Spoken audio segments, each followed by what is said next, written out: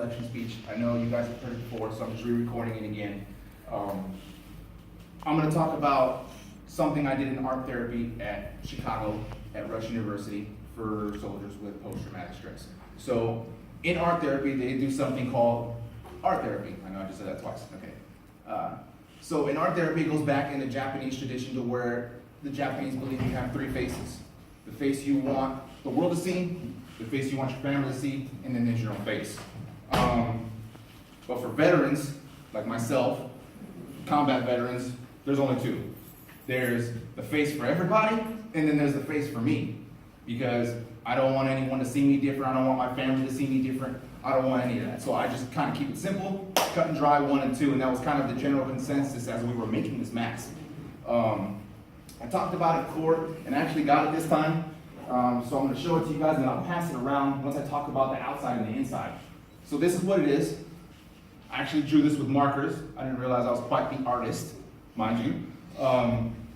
So if you see one side, it kind of looks like Venom. I watched that movie while I was down there, and I related myself a lot to him. If you've seen that movie, and you see the struggle that goes with Eddie Brock, and how he first kind of goes against him and then works with him, it's kind of like how I had to do when I deployed.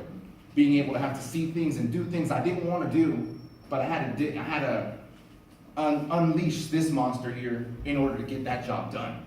Because if not, then I probably wouldn't be here right now.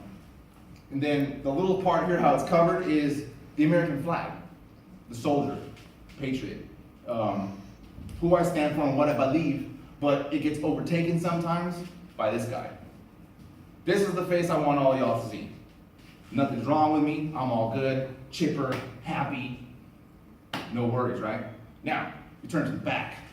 The back is my face that no one sees. You got words like sad, defensive, hypervigilant, depressed, conflicted, tears, emotion, cold, guilt, shame, anger, and I'll pass it around so you guys can check it out and talk about a little bit of those things. So for me, it's a little different. When I go somewhere, I make sure I sit in a certain spot to where I can see the entire room, because if not, I don't feel comfortable. And I put that face on, the outside face that I want people to see. Everywhere I go, I'm always looking. I'm looking at the way people walk, the way they talk, the way they dress, their backpack, their hat, their clothes, is it bulky? All this stuff is going through my mind, because that's the stuff that happened down there. So when I made that mask, that's the mask that I let people see.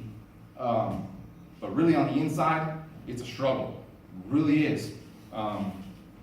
This is actually, well, a little more comfortable talking about it now, but if you would have caught me probably a couple months ago, I wouldn't be talking about that right now, because I would only keep the two masks. So I'm trying to open up that third face and then kind of hopefully over time eliminate that last face.